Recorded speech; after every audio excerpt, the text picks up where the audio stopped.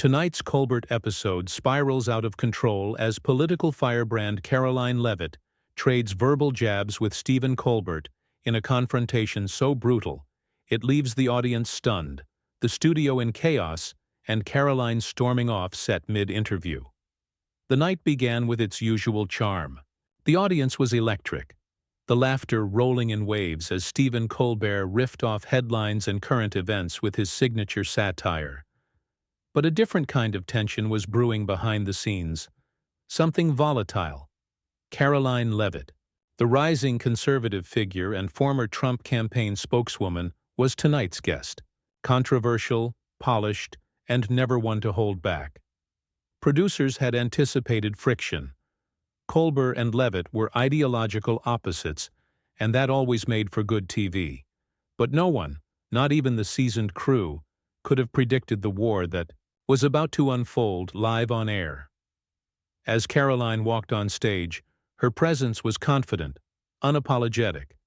The applause was split, some enthusiastic, others muted. She greeted Colbert with a professional smile that didn't quite reach her eyes, and Stephen, ever the performer, leaned in with a grin that felt slightly too sharp. The first few minutes were cordial enough. Jokes about campaign ads, political jargon, and media spin. But then the atmosphere shifted. Colbert pivoted. With an almost imperceptible flick of his tone, the charm turned icy. He brought up an obscure online clip, barely viral, poorly edited, where Karoline appeared to mock a transgender candidate during a campus speech months ago. The clip was already debunked, taken out of context, but Stephen pounced. He didn't just ask. He accused. The studio audience fell into that uncomfortable silence that precedes an oncoming storm. Colbert leaned forward, eyebrows raised, pressing her. He implied, no, practically declared, that Leavitt's commentary wasn't just ignorant, but laced with deep-seated transphobia. And then, like throwing gasoline on a lit match, he added that her previous remarks about urban crime statistics bordered on racism. The accusation hung in the air like smoke. Karoline didn't blink. At first. She smiled tightly, adjusted the mic on her collar, and began to speak in carefully measured tones. But Stephen cut her off mid-sentence, not once, but twice, his interruptions cloaked as satire, but the hostility bleeding through. Then she snapped, gone was the media-trained patience. Her voice rose, not in panic, but in blistering clarity. She laid into Colbert, not defensively, but offensively. She exposed his own contradictions, pointing out moments when he'd joked insensitively on air about gender and race under the veil of comedy, calling it a progressive shield. She brought up a joke he'd made in 2017 that resurfaced briefly in cancel culture circles before being conveniently buried by network PR. The audience was split. Some clapped, others gasped. The tension was so thick, it could be sliced cleanly, with a knife. Stephen, clearly rattled but trying to maintain his dominance, doubled down. He accused her of being a performative outrage machine, profiting off of division. She fired back with biting precision, accusing him of hiding behind a desk, building a brand off of mockery, and punching down under the guise of political activism. Then came the breaking point. Leavitt revealed, on live television, that a Colbert staffer had reached out to her team prior to the interview, promising a light-hearted conversation and no political ambush. She even gestured toward her team backstage, inviting the audience to verify the receipts. Her voice cracked, not with weakness, but fury. The audience turned. The energy shifted. Gasps, murmurs, even some shouts echoed through the studio. The control room scrambled to decide whether to cut to commercial, but Colbert waved it off, eyes locked on Karoline. He accused her of being overly sensitive, of playing the victim. She leaned in, face hard as granite, and said something that made the room freeze. Stephen paled. For a moment, everything went quiet. Even the band had stopped playing. Karoline's words, delivered with razor-sharp calm, had clearly touched a nerve. His smirk faded. The air around them crackled with something that went beyond disagreement. And then she stood. Her chair scraped back, screeching against the floor. She unhooked her mic without taking her eyes off him, shot a withering glance toward the producers, and walked off set. No wave, no fake smile. Just thunder in her footsteps. The camera didn't follow her. The studio lights dimmed slightly. Colbert turned to the audience, clearly flustered, reaching for a joke that never came. But it was too late. And just like that, the show was no longer his. The silence that followed Karoline Leavitt's storm-off was deafening. Not even the band dared to improvise. The stage, Colbert's domain for nearly a decade, now felt foreign, hijacked by a tension he couldn't deflect with charm or irony. For a brief, flickering moment, Stephen stared into the camera, half expecting the producers to bail him out. Maybe cut to commercial. Maybe cue a comedy segment. But no cue came, no laughter, no relief. Because the show wasn't his anymore. It belonged to the moment. Backstage, Karoline was already being mobbed by aides, showrunners, and security. Someone handed her a phone. Her comms director, red-faced, whispering that Narc Colbert meltdown was already trending. She barely registered it. Her jaw was locked, adrenaline still humming like a wire stretched too tight. Meanwhile, on stage, Stephen attempted to recover. He stood, loosened his tie for effect, and turned back to the audience with a forced smirk. He tossed out a joke, something flippant about being ghosted mid-date, but it landed like a brick. A few loyal laughs trickled in, but most of the audience sat rigid, eyes wide, murmurs filling the gaps. Then came the damage control. Producers scrambled behind the scenes. One assistant tried to intercept Karoline before she reached the exit tunnel, coaxing her into staying, suggesting they could reframe the segment in post, maybe even offer her a second appearance. She didn't even slow down. Her heels struck the hallway tile like war drums. Back on air, Stephen attempted a pivot, an unscheduled monologue meant to steer the narrative back under his control. He riffed on conservative pundits playing martyr, on media manipulation, even threw in a jab about people being unable to take a joke. But the laughter was gone, because he wasn't speaking to an audience anymore. He was speaking at them, and people noticed. As the live stream replayed on multiple platforms, viewers dissected every glance, every micro-expression, every breath. Karoline's walk-off was already becoming legend online. And the clip, the moment she calmly destroyed his attempt at character assassination, had been clipped, captioned, and distributed in minutes. Worse, someone on her team leaked the internal email exchange. Screenshots surfaced showing a producer promising a respectful, insightful segment with limited political volatility. There it was, in black and white. The trap had been set. And she walked in. But unlike others before her, she hadn't just survived. She detonated the room. The media storm kicked in within the hour. Podcasts were already debating the fallout. Journalists were scrambling for statements. And social media was ablaze, some calling Colbert out for gaslighting and ambushing, others condemning Leavitt for being too reactive, too combative. But something was different this time. The typical late-night safety net, his progressive audience, his comedic buffer, his editorial spin, was fraying. By midnight, rival networks were playing the clip on loop. Conservative commentators hailed Karoline as a warrior who had turned the liberal media machine inside out. Liberal voices were fractured. Some defended Stephen, others questioned whether he'd crossed a line by fabricating the accusations in pursuit of a viral moment. But the worst was yet to come. A video leaked from an off-air moment, recorded on a staffer's phone. In it, Colbert can be seen backstage immediately after Karoline leaves. He's pacing, red-faced, and shouting about how she was never supposed to flip the script. His tone wasn't comedic. It was unfiltered frustration, rage, Panic. The video was only 10 seconds long, but it was enough. Because now the world wasn't just watching the broadcast, they were watching the breakdown. By morning, Stephen's team went into full PR lockdown. An official statement was drafted blaming an unfortunate breakdown in communication. But Karoline was ahead of them. She released her own video, polished, direct, unsparing.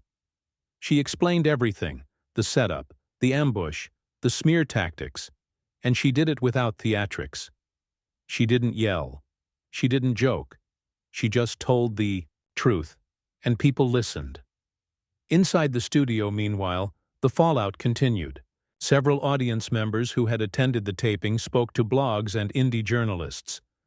One described the moment as watching someone try to win a chess game with checkers. Another said it felt like Stephen couldn't believe someone challenged him on his own stage and won. It wasn't just political anymore. It was personal. Stephen's next scheduled guest canceled quietly. The rest of the week's lineup went into flux. Executives began asking pointed questions about segment planning, editorial boundaries, and crisis preparation. And though Colbert remained outwardly calm, his reputation had taken a hit. Because whether you agreed with Karoline or not, what couldn't be denied was this. She came into the lion's den and walked out untouched. Colbert, for the first time in years, looked shaken. Not because of her politics, but because she exposed a truth more dangerous than any ideology. He had underestimated her, and worse, he had underestimated his audience.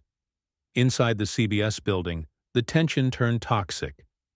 Writers were divided. Some blamed producers for letting the segment spiral. Others whispered that Stephen had lost his edge, that his hunger for viral outrage had backfired. But Stephen wasn't backing down. Not yet, because as the sun rose over Manhattan and the headlines screamed, he was already in a meeting, already strategizing, already planning how to reclaim the narrative. Because for someone like Colbert, the worst part wasn't losing the argument. It was losing control. And now he had one goal: retribution. Not just on Karoline, but on the idea that anyone could come onto his stage and walk away the victor. Stephen Colbert sat in the writer's room surrounded by silence, save for the quiet tapping of pens against notepads. Coffee cups sat untouched. The air felt heavier than it ever had before, a mix of embarrassment, rage, and the creeping realization that the king of late night had finally been caught exposed, off script, and flat-footed. He wasn't just bruised from Karoline's walk-off. He was gutted. He'd been outmaneuvered on his own stage. The man whose career had been built on surgically dismantling guests had miscalculated. Worse, he had underestimated a political opponent and underestimated the audience's ability to see through performance. But pride is a venomous thing. Stephen wasn't planning to apologize. Not really. That would be surrender. And surrender wasn't an option, not after 2 decades building himself into a symbol of progressive wit. Instead, he wanted a counterstrike, a monologue, sharp, intellectual, cutting. Something to reframe the entire disaster and make Karoline look like a reactionary coward who couldn't take the heat. The writers, though, weren't on the same page. One of the newer ones, a sharp 20-something with a reputation for irreverence, spoke up first. She hesitated, then said what none of the veterans would. She told him the bit wouldn't work, that the audience saw the clip. They saw the full conversation, the interruptions, the accusations. The moment Karoline's expression dropped from politeness to pure resolve. She told Stephen it looked desperate, and that word hit like a punch. Desperate. It echoed through his mind as he stared at the notes in front of him.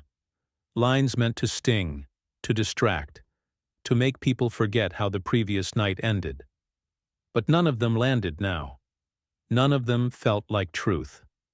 Meanwhile, Karoline's video was skyrocketing past 5 million views. Her composure, her delivery. It wasn't just appealing to her base. It was reaching independence. even moderate liberals. She hadn't screamed, she hadn't pandered. She had exposed a cultural hypocrisy, that some people who demand tolerance often wield it selectively. Stephen had always counted on the crowd being on his side, but now he couldn't be sure. He had a choice: press on with a scorched earth approach or shift. Not a surrender, but an acknowledgement, a move that would feel like swallowing glass. That night, the audience buzzed with tension. The lights dimmed, the intro rolled. But everything felt different. There was no dancing around it, no pretending last night hadn't happened. When Colbert took the stage, he didn't flash his usual grin. He didn't open with a joke. He walked to his desk, placed his hands flat on it, and looked straight into the camera, and then, with the weight of every misstep pressing on him, he did what no one expected. He owned it. He admitted the interview had gone off the rails, not because of Karoline's politics, but because of how he chose to conduct it. He acknowledged that, in trying to corner her for a viral moment, he crossed into something worse than satire: dishonesty. He didn't call her right. He didn't agree with her. But he said something that surprised everyone. He said she didn't deserve to be ambushed. There was no applause, just silence. Heavy. Real. He went further. Addressed the producer's emails. Confirmed that promises had been made behind the scenes and broken on air. He explained that chasing headlines and internet clout had overtaken what used to be authentic conversation, and that somewhere along the way, the show had started doing what it always accused others of doing: manufacturing outrage. The room shifted. The tension didn't vanish, but it cracked just enough to let something else in: reflection. He didn't apologize to Karoline directly, not with flowery words, but he did something rarer. He admitted she was right about him, that he had become too comfortable playing judge, and that maybe, just maybe, being right on issues didn't mean being right in how you treat people. After the segment, Stephen left the stage without fanfare. No interviews, no spin. The internet, predictably, erupted again, this time in confusion, then grudging respect, then a full-throated debate about whether his pivot was genuine or strategic. But what couldn't be denied was the shift. Karoline responded the next morning in a brief video. Her tone wasn't smug. It wasn't vengeful. She said she appreciated Colbert's candor, and that while they would probably never agree on much, mutual honesty was at least a starting point. She declined the network's offer to return because, for her, the point had already been made. She didn't need to win again. She already had. In the following weeks, late-night TV felt different. Writers' rooms across networks debated how far was too far, where comedy ended and manipulation began. Audiences became more discerning. Clips weren't just consumed. They were analyzed, slowed down, rewound. People were watching more closely now. And Stephen, he rebuilt, slowly. Less smug, more deliberate. His monologues leaned into authenticity again. His interviews became less like traps, more like battlegrounds of ideas, with room to speak, to fight, and to walk away without needing to annihilate the opponent. Because he had learned something. In a world addicted to outrage, the only thing more powerful than destroying someone on live TV is surviving your own unraveling and choosing to come back honest.